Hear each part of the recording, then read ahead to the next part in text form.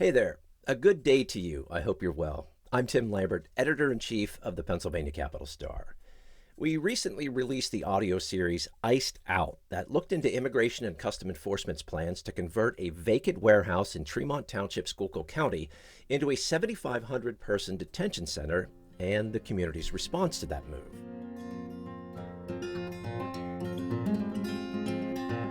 As with any reporting project, some information gets left on the cutting room floor. So what we'd like to do is pull back the curtain a bit on what went into the work and walk you through how the project is landing in the county. Our audio reporter, Emily Previti, wrote, produced, and mixed the series. It's safe to say she's been living and breathing this story for the past few months. Emily, let's give folks the lay of the land. What is the Tremont area where the detention center is slated to be set up like? It's a rural area. It's really beautiful to drive around. Also, if you like to run or hike or be outdoors in general, it's kind of perfect for that. And I think something to mention here that we get into in more detail in this series is the area's history with the coal mining industry. This is known as Pennsylvania's coal country or the coal region for a reason. Even so many years after that industry is, basically non-existent, that is still core to its identity, to the point that it's still called that. And then along with the name, there are some environmental and economic issues that linger still to this day, which, again, we get into in the series. Other than that, you and I are going to talk about the demographics a little bit. But I would also say that just anecdotally, people there are very welcoming. They're pretty friendly. I'm not from that area. I'm originally from New Jersey. I have extensive reporting experience and lived in central Pennsylvania for over a decade, and that is closer to the coal region, but it's very different. And although I had done some reporting on that broader region previously, it was never full-time or super long-term, and I felt like, people there are pretty friendly, even given the topic at hand. So, can you break down some population stats in Schuylkill County? Like, how does the area compare to the other 10 or so properties ICE purchased across the country? We obtained a list of the places that were under consideration. This has been making the rounds since the Washington Post broke a story that first mentioned Tremont and some other places that might host the sites back right around Christmas. And this list has about 24 places on it, fewer than half of them had acquisitions that ended up happening there. But I looked at various demographics for each of those areas, comparing them to state and national and even regional averages, just to see if there were any commonalities. And the big takeaways, I would say, so this is both census data and the Bureau of Labor Statistics, these places tended to have populations that are less diverse with relatively few immigrants. Specifically, Schuylkill County, for example, 2% of people in the county are immigrants, much lower than the national rate, which is 14%. And although that wasn't true for every place on this list, it was true for the majority of them. And if you look at the overall median, it was true. Same with these other findings, which also included higher poverty and unemployment rates. So, the Trump administration has released a data map. What does it show about ICE activity around Tremont and the county itself, since you noted that only about 2% of people in the county are immigrants? The Trump administration's map really only broke down the number of arrests in each municipality and then what the overall charges were among that group of people, not how many charges or how many people were charged with each offense. So it wasn't hyper specific, but we could determine, just looking at Schuylkill County, 65 arrests there during the past 18 months in 8 communities. And for at least 5 people, there were no offenses whatsoever, administrative or otherwise, because, an administrative charge, that could be an immigration violation. And it's unclear based on what's provided how many people, as I said, are facing these charges because it's just a list. In addition to immigration violations, traffic offenses also are on there, and so are violent crimes, including homicide, sexual assault, kidnapping. So again, it was limited in what we could really extract from that.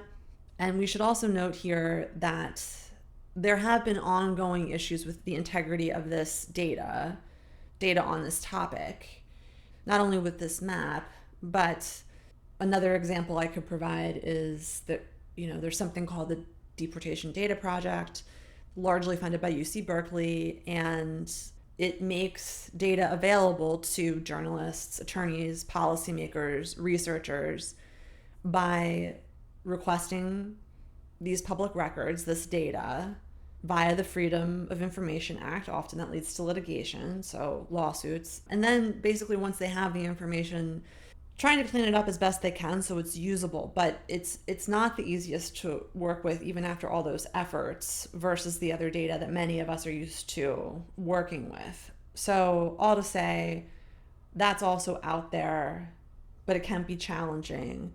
There have been questions about ICE's methodology and consistency when it comes to record keeping, but this is what we've got to work with at this point. All to say, I've not cross-referenced this other data source with what the Trump administration just put out in this map. We just became aware of the map ahead of the weekend, and you and I are recording this on a Monday, so I haven't cross-referenced it. But the upshot is that the data on this stuff isn't always great or quickly available. All right, I appreciate that context. Something that didn't make it into these last 3 episodes was your sit down with someone who lives in the area and is an immigrant in the country legally, but still in the process of obtaining full citizenship. Right. That was not included because of increasing concerns generally and specifically with this person and their attorney about people being detained and or deported even if they are here legally. And yeah, they basically didn't want to increase the risk of that by drawing attention with an interview. But the gist of this person's viewpoint is that they support arresting people who've committed crimes and deporting them, but they don't support the way it's been gone about with arresting and deporting people who are here working, pursuing citizenship, and or don't have a criminal record. And they personally know people who've gone through that. So again, that contributed to their concerns, to us not using the interview. This person is, well established in their community, and I really don't even want to provide a lot of details here because, as we've, to say again, it's a very small Latino community, very small immigrant community in this area, and already there was a lot of concern from this person after they spoke with me and reflected on it and their attorney. All right, thanks for noting that. You attended or watched on Zoom a number of public meetings where the topic of the detention center came up. So what were the biggest concerns you heard from the public and from public officials? For much of the 3 episodes, we got into this, but broad strokes, infrastructure is a big one, in particular water and sewage. Then you also have tax-based issues. And all 3 are rooted in the fact that this area, as we've said, is rural. There are fewer than 150,000 people in the entire county.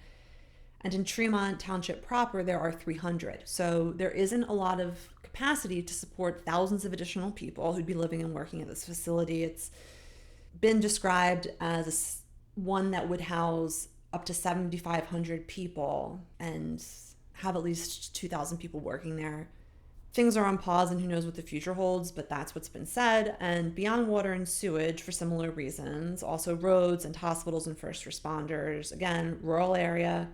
There are 60-something municipalities in the county. Several do have their own local police force, but the vast majority do not and rely on state police protection. And with that, response times and staffing, they've been a long-standing issue, not only here, but throughout the Commonwealth, throughout Pennsylvania, as one might imagine.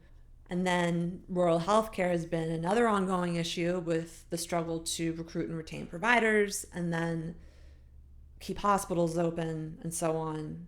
The expectation is that DHS and ICE would provide / contract providers for primary medical care and dental care. The emergency response question broadly, that's an open one. At least it hasn't been answered publicly. And then people in the community also have said that they're opposed to the tactics being used to take people into custody, and just seeing what's played out in other communities is enough for them to oppose having part of that pipeline in their community. You know, seeing the news about ICE agents entering homes without warrants in some cases, profiling people, arresting people who are here legally and in process of obtaining their citizenship, or in some cases already are citizens. All of those things have caused opposition that's been stated by people in the community. I would say that this last category hasn't dominated the conversation. I think for some that's been strategic, especially those who have been the most vocal in opposition of it. They seem to want to focus on infrastructure and tax base because those are less divisive issues. So just a couple of things for context for listeners who may not have heard the series yet. Schuylkill County is a majority Republican county. The majority of folks registered to vote there are Republicans. The immigration issue that you just talked about too, I mean, that also, like everything else that you mentioned, boils down to basically like a normal planning zoning sort of process that happens for any project, whether it's a data center, whether it's warehouses. This is something that communities discuss, all the time. That comes up. They always focus on the infrastructure and first responders and emergency response times, things like that. So it's important to point that out as well. And just for like bigger context, I mean, we're talking about a 7,500 person detention center in Schuylkill County. The other proposed converted warehouse into a detention center is in Berks County, and that is a 1,500 person facility, so a much larger facility in Schuylkill County, which is, for me, one of the reasons to look deeper into what's going on in Schuylkill County with this series. So the other thing that you mentioned too is losing that tax money, which has to hurt in a rural area that can't easily make that up, right? Right. It's $1 million in tax revenue every year between the county, Pine Grove Area School District, and the municipality of Tremont Township. So it's 40% of the township budget. The school district, it's less than 2% of revenue, but that $500,000 would double the district's current operating deficit. So the school district already has a $500,000 operating deficit. And so there's already a financial struggle going on there.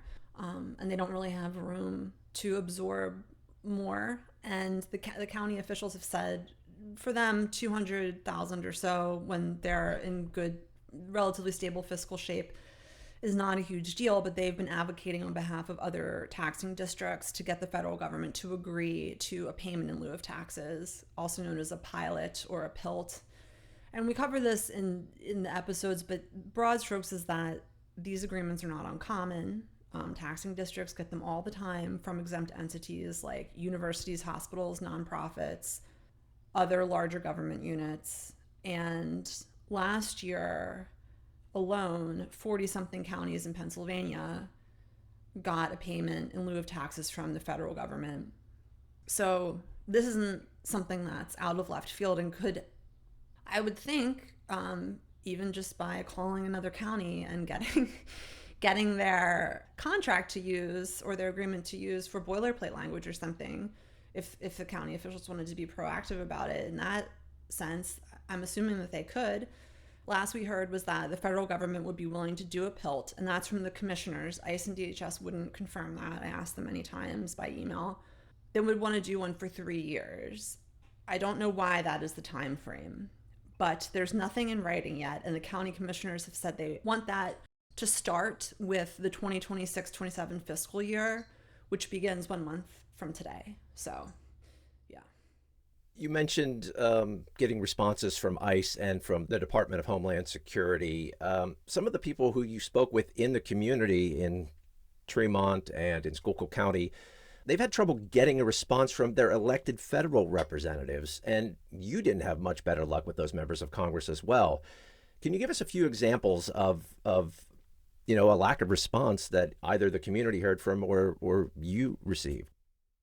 I had to reach out many times to get any engagement, and they are busy people, yes. And by they, I mean Senators Dave McCormick and John Fetterman, as well as Congressman Dan Muser, whose district includes both places in Pennsylvania where the feds bought warehouses to convert to ICE facilities, Tremont and Upper Burn, as we've mentioned.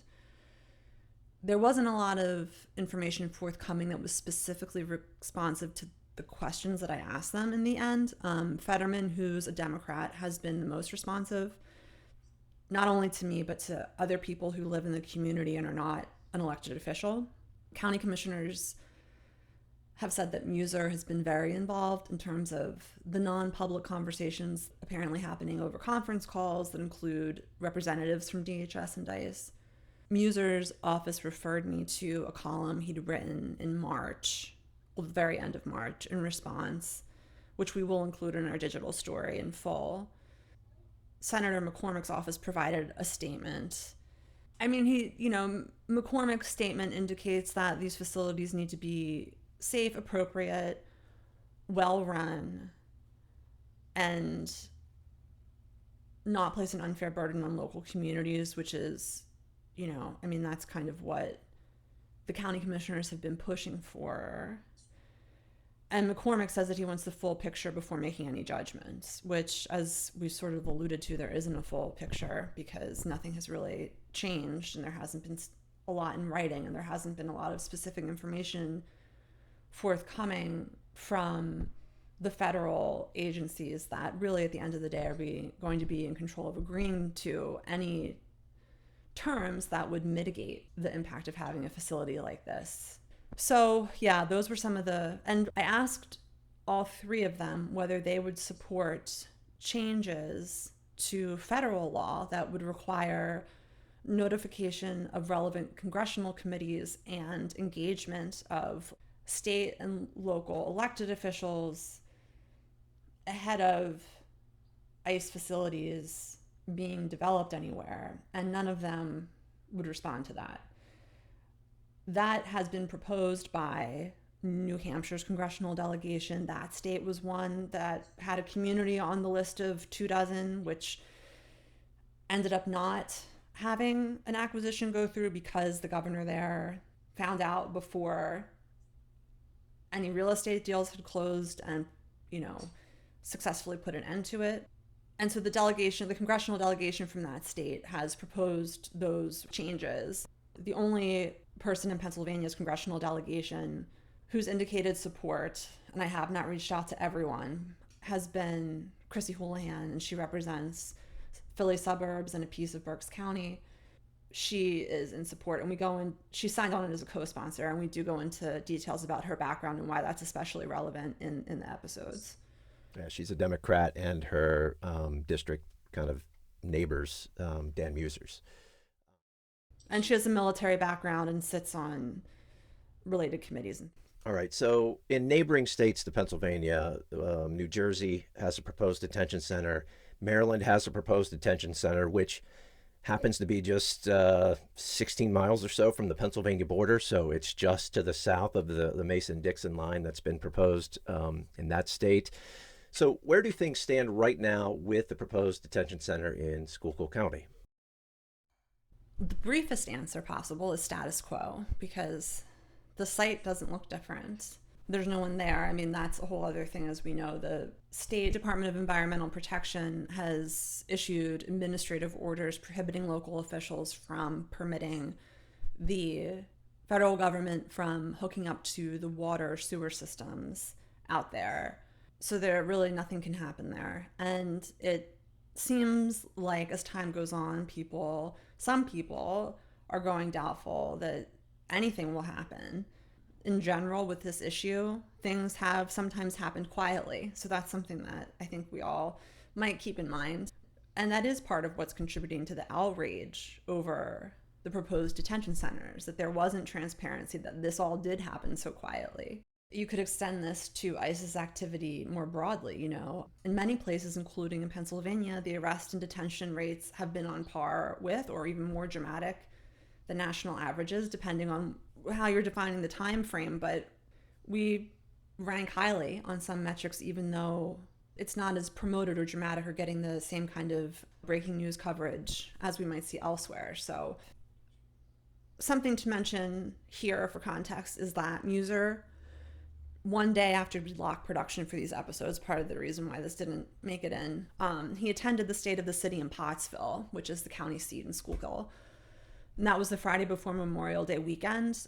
There's a hyper-local news site called the Coal Region Canary that was there, and Muser told that outlet basically he's in wait-and-see mode, and that it's not definite that the project will come to fruition. So that's not really new in terms of what's happening on the ground or in practical terms, because there are challenges to these facilities in Pennsylvania and other places where there are proposed lawsuits. And again, we detail all of that in the episodes. But I did want to address Muser talking to this journalist, because as far as I'm aware, it's the first time that he's responded directly to a journalist with community ties, and he hadn't done that before.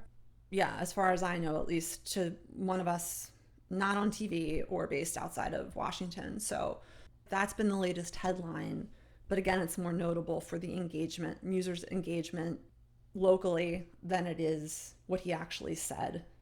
Other context to provide here is that there's an audit by the DHS Inspector General into the purchases, whether they occurred in a cost-effective manner, and it's unclear how that could affect the federal government moving forward with converting these warehouses. Or another option is purchasing facilities that already are owned and operated as prisons or detention facilities, or have been in the past.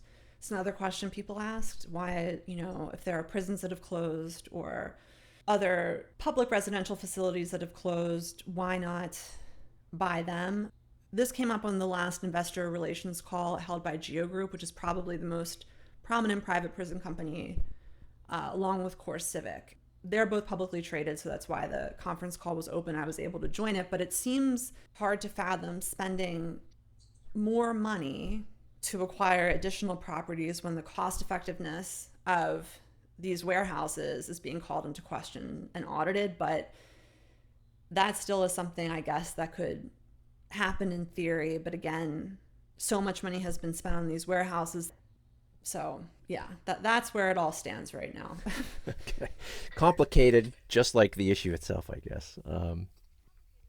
Nothing is happening yet, and these are all some of the things that are going on in the background. But it's really, another thing to also keep in mind is that since the warehouses were purchased, the DHS secretary has changed. It was Kristi Noem, and now it's Mark Wayne Mullen. And initially, DHS and ICE were explaining, when I would ask specific questions and other people would ask specific questions, their line was like, this is a transition period, and the new secretary is reviewing everything as is customary with any transition. And we're sort of past that point now. So based on your answer, that means your work isn't done in Tremont, is it? No, it's not. I would say at a minimum, potential coverage to be done includes looking into the abandoned underground mines in that vicinity. And then there's also the congressional midterms. Muser is up for re-election, and this has been a core issue raised by his challenger, Rachel Wallace, who's a Democrat. So those are two things that I could see. And then, as things evolve or changes happen with plans, of course, we'll be covering that. You've been listening to a conversation about the Pennsylvania Capital Star's audio series, Iced Out, that looked into ICE's plans to convert a vacant warehouse in Tremont Township, Schuylkill County, into one of the largest immigration detention centers in the nation. I've been joined by our audio reporter, Emily Previti, who led the effort. Emily, thank you so much for sharing your insights into the situation in Tremont. Thanks, Tim. If you haven't had a chance to listen to Emily's 3-story arc, you can find each episode in all the places you find your favorite podcast, and we hope you subscribe to our Folo PA channel. We'll be ramping that up in the coming weeks, just as an FYI. You can also find the series at our website, pencapital-star.com. That's pencapital, all one word, -star.com. And you can also subscribe to our newsletter that comes your way every morning on Mondays through Saturdays. It's called The Morning Guide. If you like what you hear and read from the Capital Star, please consider making a financial contribution to support our work. We are a nonprofit newsroom. It can be a one-time gift of $15, $25, or $50, or you can set it and forget it by becoming a monthly contributor of $5, $10, $25, $30. I'm Tim Lambert, the Capital Star's editor-in-chief. Thank you so much for listening.